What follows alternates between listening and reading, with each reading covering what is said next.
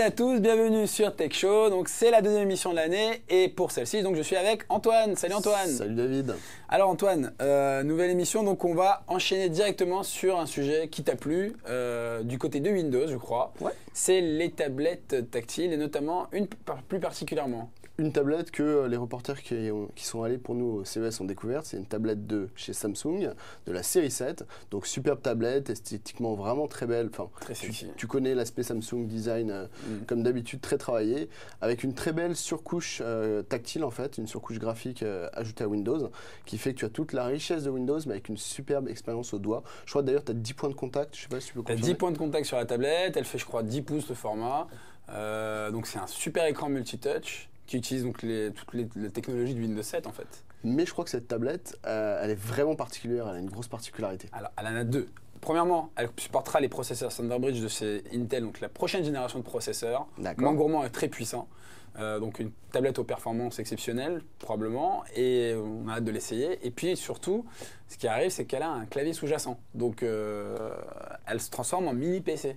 Donc en fait, c'est comme un slider, c'est C'est comme les téléphones. D'accord. Exactement. C'est un slider comme sur les téléphones qu'on a, et puis boum, tu la balances d'un coup en format clavier et tu peux écrire avec. Donc en fait, quand tu es en mode consultation, tu as l'usage tablette tactile où c'est surtout de la consultation. Tu vas sur les sites web, tu lis des messages. En mode canapé, etc. tu lis ton journal, tu t'assois, tu es tranquille. Mais le moment où tu veux travailler, tu sors le clavier, tu le poses et c'est un véritable ordinateur sur Windows. Et ce qui est bien, c'est que donc elle est équipée de toute la ribambelle de la mobilité, donc 3G, Wi-Fi, donc tu mets ta carte à puce 3G et puis tu pars en voyage, en déplacement avec.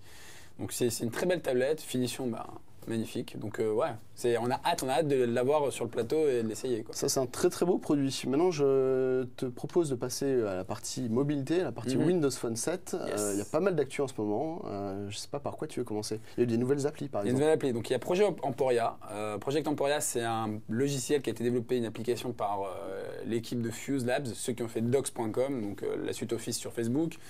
C'est également eux qui travaillent sur le projet Kudo et c'est eux qui travaillent sur pas mal d'autres projets assez sympas, tout ce qui est orienté autour de social media. Et là, ils ont fait un truc génial qui s'appelle donc Projet Emporia, qui est un agrégateur de flux RSS intelligent, c'est-à-dire tu lui donnes tes préférences par rapport à l'actualité de ce que tu apprécies et ce que tu n'apprécies pas. Donc, imagine que tu es un fan de technologie, comme par hasard, un fan de gaming, tu es fan de mode. Il va te constituer tes flux RSS en fonction de tes préférences de manière automatique. Mais je crois que tu l'as essayé d'ailleurs. Je l'ai essayé, c'est suivant les thèmes effectivement, ou même suivant les mots-clés. Donc par exemple, je suis très intéressé par l'actualité Kinect. Donc moi j'ai vraiment toutes les actus sur Kinect qui arrivent directement sur Project Emporia. Et il y a une autre particularité, donc effectivement c'est un lecteur de flux RSS qui s'adapte vraiment à tes besoins, mais très poussé. Mais il a une autre particularité, c'est que en fait, il y a un système de vote qui prend notamment de l'information un petit peu des réseaux sociaux et des utilisateurs de Project Emporia, et qui fait que tu as vraiment les informations à la fois les plus fraîches, mais surtout celles qui font le buzz, qui remontent en premier. Donc en fait, quand tu as cette appli, finalement, tu es toujours au top de l'information. Donc ça, c'est l'appli à prendre, donc elle est sur le marketplace français. C'est gratuit. C'est gratuit, elle coûte 0 centimes, c'est Project Emporia. La deuxième chose, c'est un autre truc au sujet de Windows Phone, c'est l'annonce qui va pas tarder à arriver, donc c'est une exclue, c'est probablement, on est une des premières à en parler, c'est le lancement du HTC 7 Pro. Donc le HTC pour les professionnels avec un clavier physique sous-jacent. On a eu donc la confirmation de l'équipe produit de chez HTC, donc de nos contacts, donc qui sortirait bien en février, donc pour début mi-février, aux alentours du 8, 7, 8 février sur le marché français. Donc ça c'est une exclue. Donc ça c'est une exclue. L'autre bonne nouvelle, donc c'est un form factor d'un écran 3 pouces et des poussières, donc 3 pouces 6 si je dis pas de bêtises. Donc il a à peu près la même taille d'écran que le Trophy de chez HTC, avec une robe, un alliage qui ressemble au HD7, donc très classieux. Et puis le clavier sous-jacent, effectivement, qui va être un plus pour les professionnels, les personnes en mobilité et les gens qui ont du mal avec les écrans tactiles, bien qu'aujourd'hui, avec Windows Phone, c'est un vrai régal. Donc ça sortira bientôt, c'est une bête, donc processeur 1 GHz, super carte graphique, très bon appareil photo. Donc rien à envier à ses frères et sœurs sur la gamme HTC. Un très beau périphérique de plus finalement dans la gamme Windows Phone 7 qui commence à se remplir un peu. Là, on est à combien de... On est à 6000 applis là. Là, on est à 6000 applis, donc là, on franchit le seuil des 6000 applications, donc ça va très très vite. Je te rappelle, il y a 2 mois, la plateforme, elle est toute jeune, elle a été lancée le 21 octobre, donc en quelques mois, là, impeccable, quoi. Et une belle mise à jour qui arrive et qui va améliorer vraiment les performances Ouais. et qui va introduire le copier-coller. Voilà, qui va traduire le copier-coller. Donc ça, c'est pour un peu plus tard. C'est pour plus tard, c'est sûr. La date exacte, on l'a pas encore. Mais c'est quelque chose qu'on montrera, je pense, en exclusivité. Ça arrive, il sortira. c'est dans les semaines qui viennent, de toute façon. Exactement. Concernant la mobilité encore, je crois qu'il y a un sujet qui ne va pas concerner Windows Phone 7 directement, mais qui va concerner l'iPhone. Ouais, il y a donc, côté iPhone, il y a OneNote sur iPhone qui est sorti, donc l'équipe de Microsoft Office qui a sorti donc OneNote. Donc le OneNote que tu retrouves sur ton PC, que tu as sur Windows Phone 7 depuis un moment, et sur Windows Mobile et Windows Phone depuis longtemps, donc arrive enfin sur iPhone, avec une ergonomie assez sympa, puisqu'elle reprend vraiment l'ergonomie de l'iPhone, donc cette ergonomie qui apprécie les possesseurs d'iPhone, et avec effectivement tout cet aspect classeur comme on retrouve sur le PC. Donc on va retrouver une synchronisation avec Windows Live. D'accord. Dès la connexion, tu rentres ton pseudo Windows Live, tu rentres l'ensemble de tes paramètres, et puis automatiquement, boum, il va récupérer tout ce que tu as synchronisé depuis ton PC et depuis ton autre, si tu as un Windows Phone à la maison, un autre téléphone, ton autre téléphone. Donc le concept de OneNote déjà, c'est quoi exactement? C'est un logiciel de prise de notes, très simple, qui permet de prendre des notes, de copier des images, insérer des éléments. Donc on en a parlé sur le blog, hein, on a fait un article. Tu prends des sur la photos, sortie. tu enregistres ta voix. Exactement. Tu prends des photos. Il n'y a pas d'enregistrement de voix sur la version iPhone. Ah. Donc il y a prise de photo, il y a prise de texte. La voix, je pense pas qu'elle soit incorporée. J'ai testé, je ne l'ai pas vue.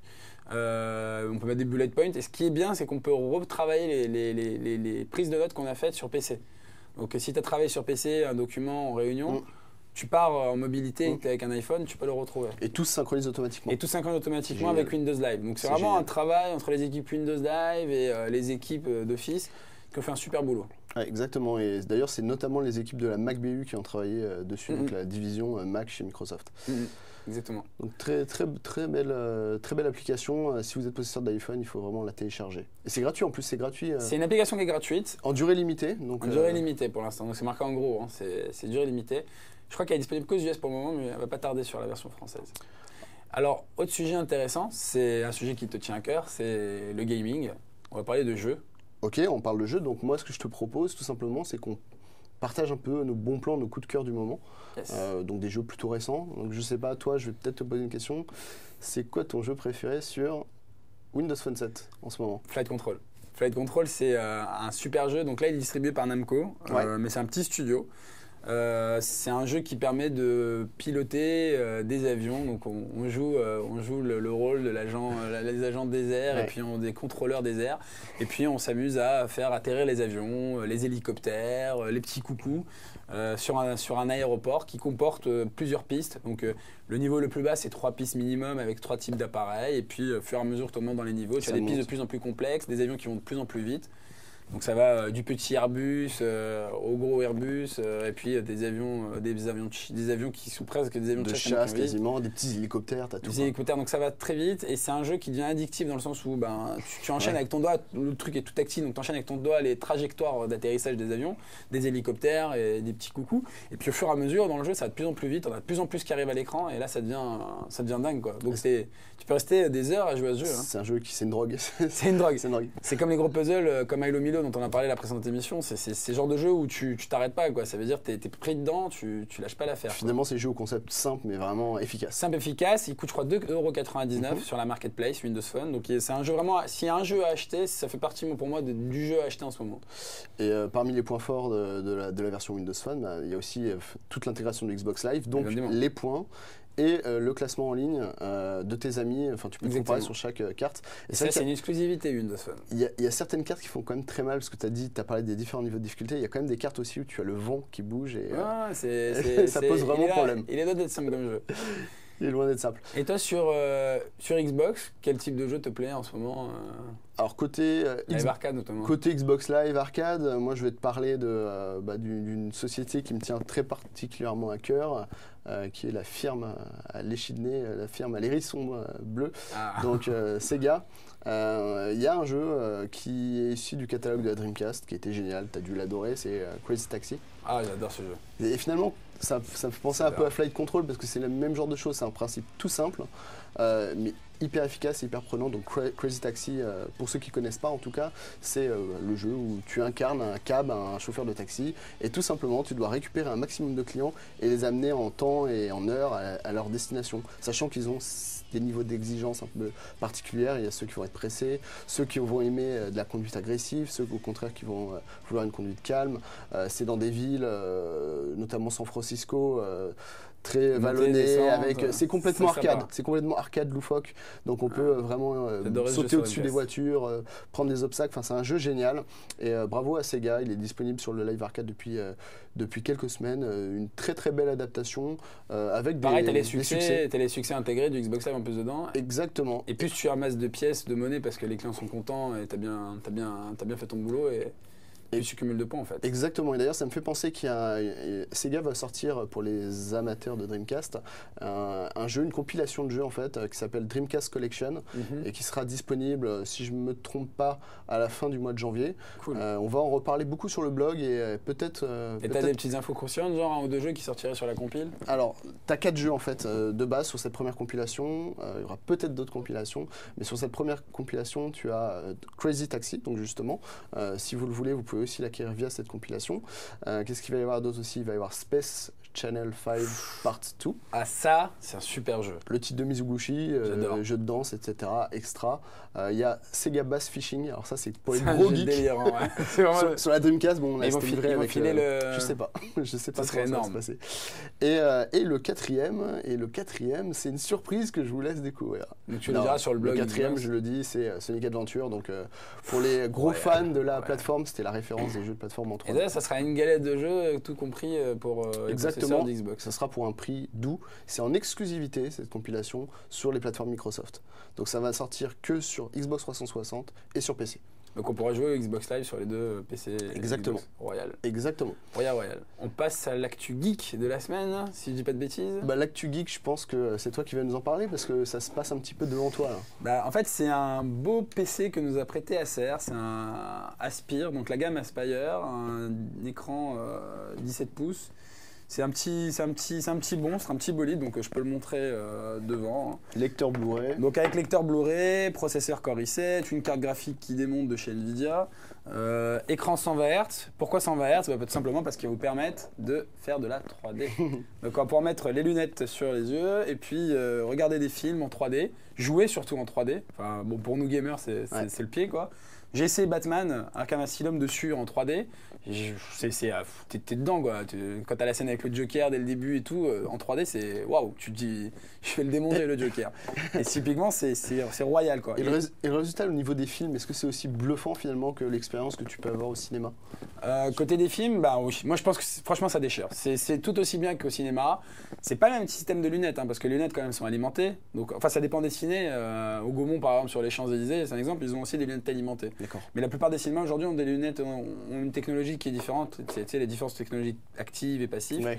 Et typiquement ici, les lunettes sont actives, donc elles sont alimentées avec un système de jeu de lumière sur chaque lunette pour pouvoir simuler la 3D. Donc finalement, ça c'est le top du top en fait. C'est le top du top. En ce moment, franchement pour moi, c'est the PC à avoir. Il y a eux qui font un super PC, il y a Toshiba aussi, dont on en parlera peut-être dans une autre émission. Mais pour moi, en ce moment, c'est le PC à avoir si on n'a pas de télé 3D à la maison, qu'on vient d'acheter une télé LED ou un LCD grand écran et qu'on veut profiter un peu des films 3D, jouer en 3D. C'est le pied parce qu'on a tout dedans, c'est un monstre au niveau de technologie. Et puis voilà, pour moi, c'est mon coup de cœur. D'ailleurs, en parlant de films 3D, tu peux demander à Xavier, il a une grosse collection. Ah ouais, Xavier, très fan d'un studio bien particulier, en plus Hollywood, et très très fan de films 3D. Mais il a été voir d'ailleurs Tron, dont on reparlera prochainement. Ah oui, exact. Tron qui sort au cinéma, là. On a eu l'avant-première chez Microsoft. Avec l'équipe d'MSN. Donc on a fait gagner sur le blog pas mal de personnes, une vingtaine de personnes pour aller voir le film. Ils se sont revenus tous heureux, je pense, de ce moment-là. Et il y a notre ami Xavier qui était là-bas, qui nous en parlera sur le blog. Qui va en reparler, ouais. Bon, l'émission est terminée. Je pense que l'émission est terminée, on a fait le tour. Merci Antoine. Merci, à la semaine prochaine. À la semaine prochaine. Donc je vous dis à toutes et à tous à la semaine prochaine pour une prochaine émission de Tech Show. À bientôt.